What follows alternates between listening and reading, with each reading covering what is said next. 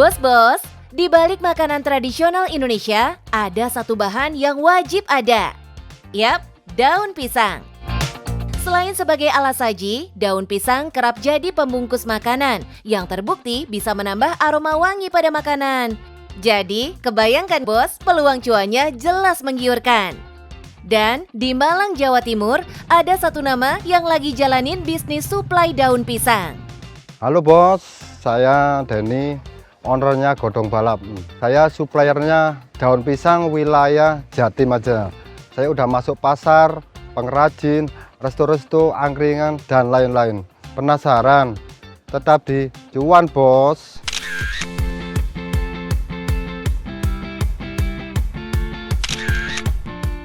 Denny kasih nama Godong Balap buat bisnisnya ini bukan asal lucu-lucuan ya bos.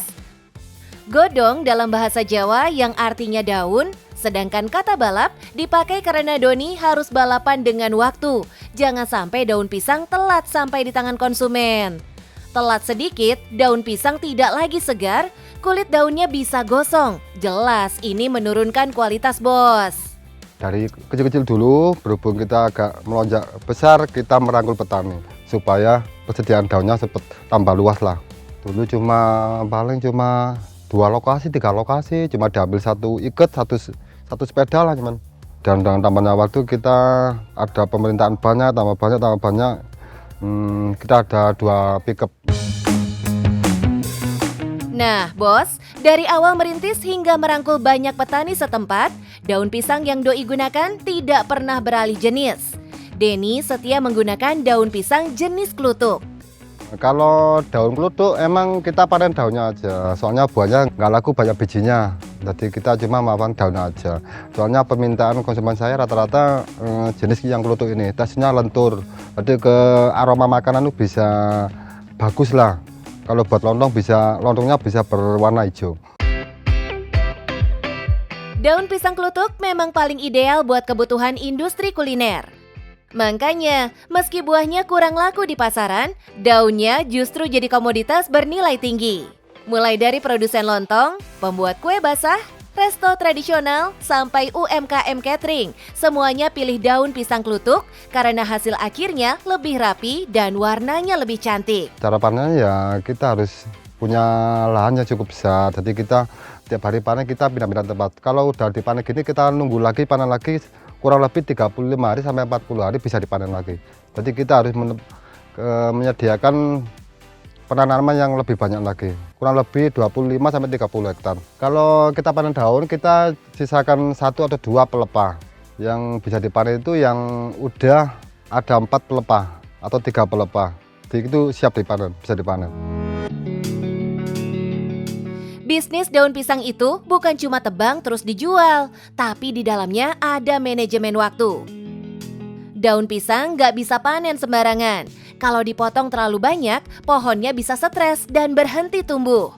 Makanya Denny dan tim menerapkan sistem panen bergilir.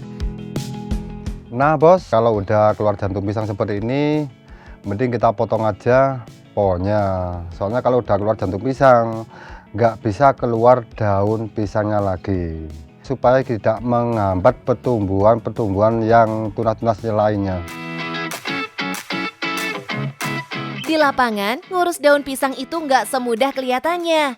Ada musuh alami yang bisa bikin produksi mendadak macet. Yap, cuaca. Hujan deras, petir, dan angin kencang bikin daun jadi rapuh dan mudah robek.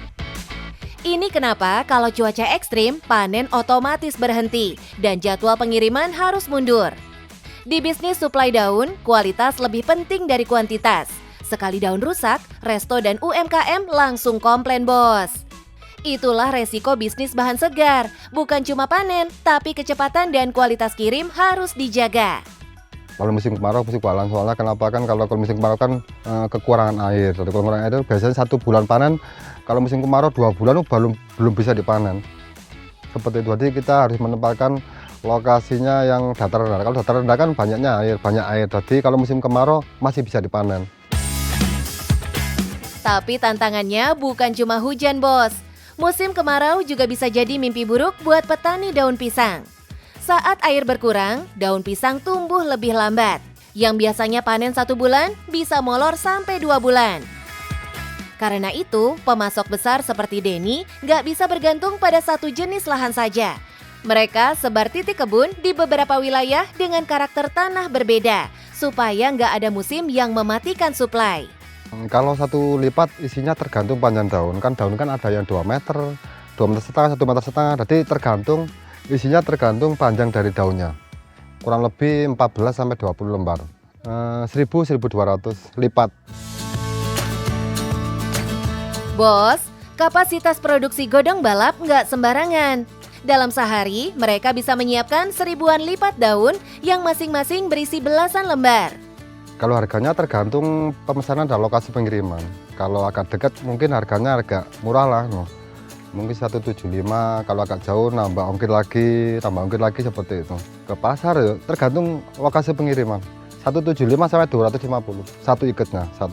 Satu iketnya isi 25 lipat. Kalau saya paling dapat 30 juta lah. Kita ambil petani berapa seperti itu, berapa lebitnya berapa, satu lebit berapa, saya beli berarti 5.000, saya jual berapa, 7.000 seperti saya dapat 2.000. Nah, bos, harga daun pisang biasanya ditentukan oleh jarak, volume pesanan, dan kualitas ukuran daun. Karena itu, konsumen lebih pilih beli borongan, supaya hemat waktu dan memastikan produksi tetap jalan. Dari sisi profit, margin Denny terlihat kecil di angka Rp2.000 per lipat. Tapi saat skala bisnisnya besar, 1000-an lipat per hari, berarti sekitar 30 jutaan rupiah per bulan masuk ke rekening doi, bos.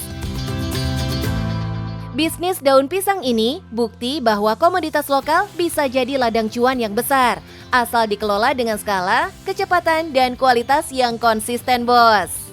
Nah bos, saya punya tip buat bos-bos yang ada di mana-mana. Kalau pengen usaha daun pisang, gak usah malu, gak usah gengsi. Jadi kita harus memanfaatkan alam sekitar kita. Yang penting cuan, bos.